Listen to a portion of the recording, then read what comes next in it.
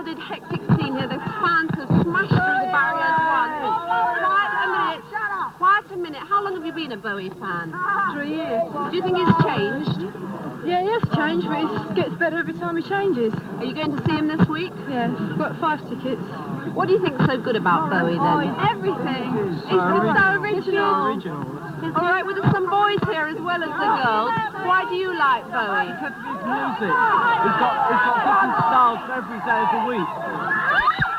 How long have you been a Bowie fan? Since I was 11 years old. Now, why do you like him?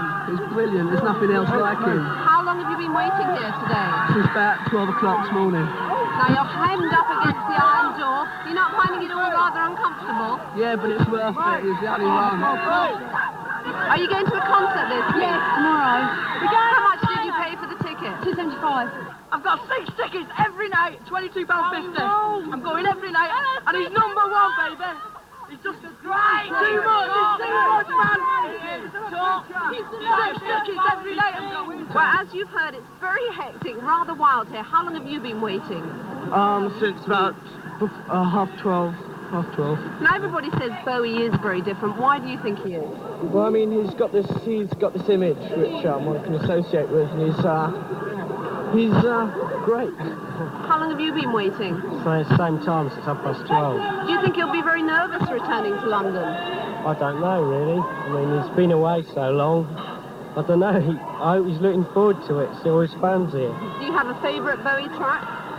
Wild as the Wind at the minute. That's off the Station to Station. Yeah. Now, what do you think's good about TVC 15? I don't know, I just love it. I love it. I think it's a great track. I can listen to it over and over again. It's great. Do you think Bowie will go on and on and on? It'll go on a hell of a long time, yeah. I don't know if it'll go on forever. Though. Did you like his movie?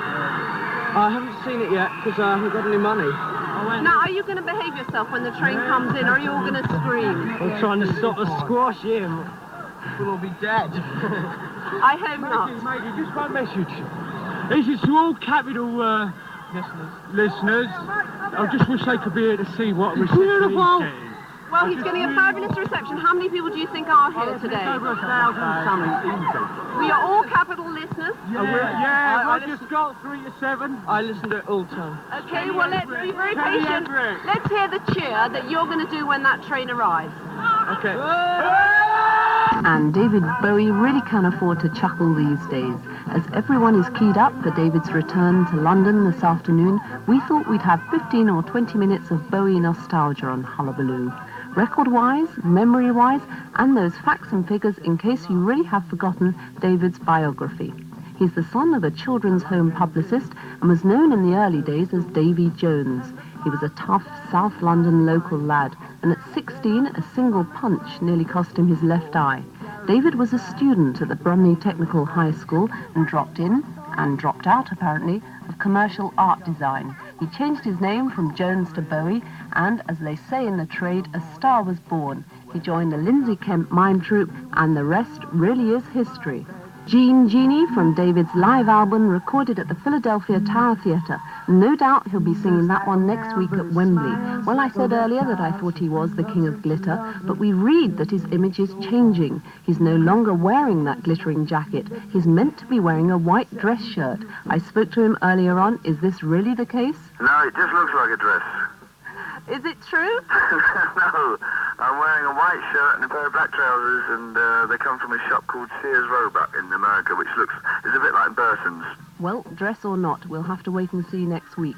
Bowie's Young Americans album, featuring his million-selling single Fame, co-written by John Lennon, was a monster. Bowie liked the subject Fame, and he's quoted as saying, "It's a good topic for me, I was always destined for it." Well, as you know, Fame hit the screen, and Bowie's film The Man Who Fell to Earth is now on.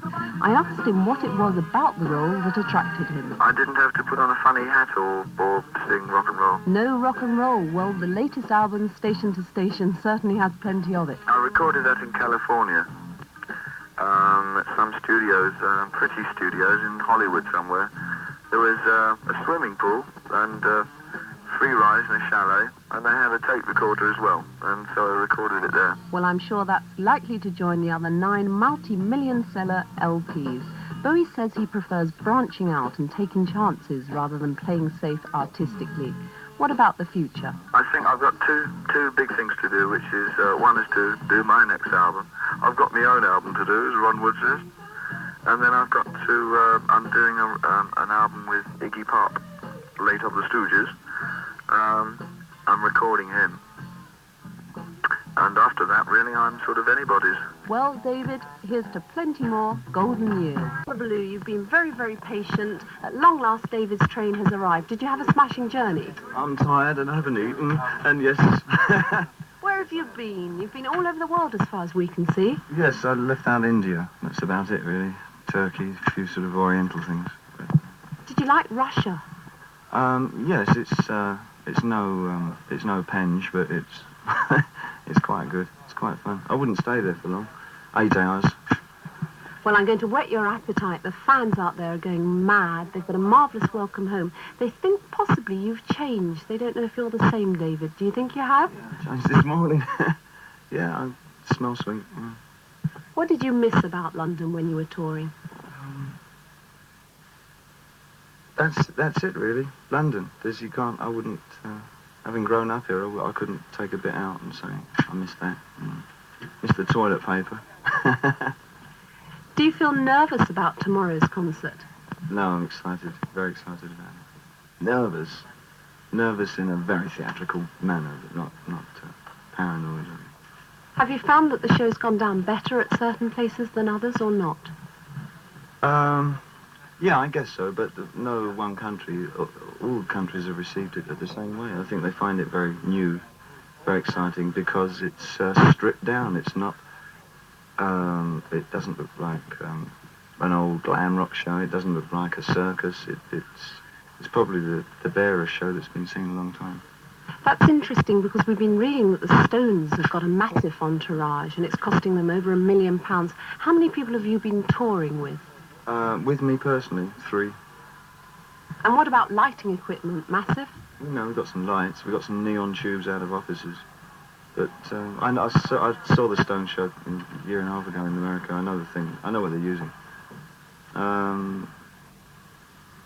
Yeah, it's a lightweight show. I think with the band and with the road crew and lighting people, there are about 25 people in all.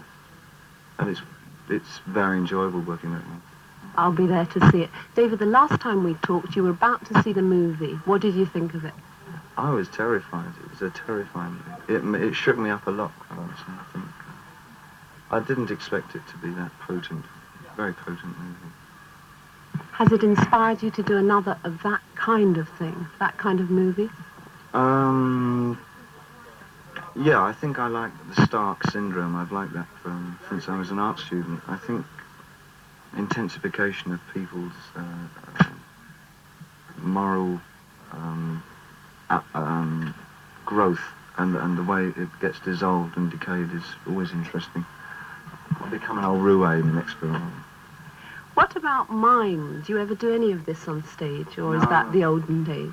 No, yeah, I drink a lot. I do not wish to hear about that. We thought we'd ask you if we were inviting you to take part in a special Bowie TV show that we were going to put on. Who would you like to be on with you? Who would you invite as your guests? Oh, I don't know who's in England at the moment. Oh, we'd get them from anywhere. Who would you like to be on your show? Christopher Isherwood. Maxim Gorky and Mark Bolan. Well, as we're sitting here, David's been handed a Pepsi. I must say, I don't envy you travelling in a small carriage. Do you actually enjoy train journeys? I love them, I adore them, yeah. I think it's far too easy to go by plane. You miss the desperateness and the hardship of travelling. I like the hardship of travelling. I like to know I've left one country and made an actual effort to get to another, and it's a very important part of my life is travelling, is with any entertainers. I want to make the most of it, so I do it to its fullest. Have any funny things happened, David the Extremist, whilst you've been travelling? People come in and said, oh, excuse me, I didn't know you were here. What, in this train? Not in this one, there's nobody on it. What about other trains? Other trains? Oh, yeah, I pick up a little bit of language and, just talk about what people are like and it's very easy going on the track.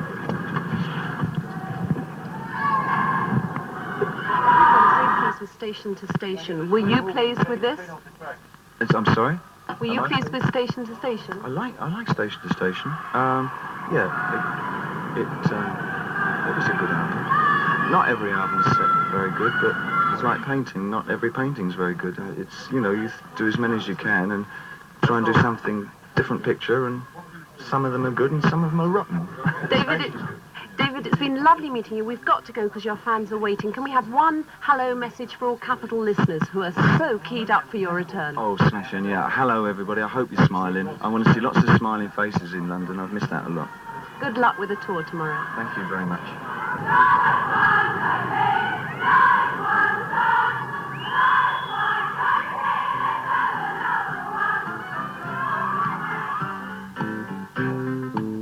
Nice one indeed, David. Nice one, Maggie, for fighting through them all and getting there and getting the interview. An exclusive on Hullabaloo. One thing I must point out, lots of people standing around outside the Euston Tower here waiting to meet him. He's not coming here, but instead I'll play this one for all of you and, of course, for the man himself.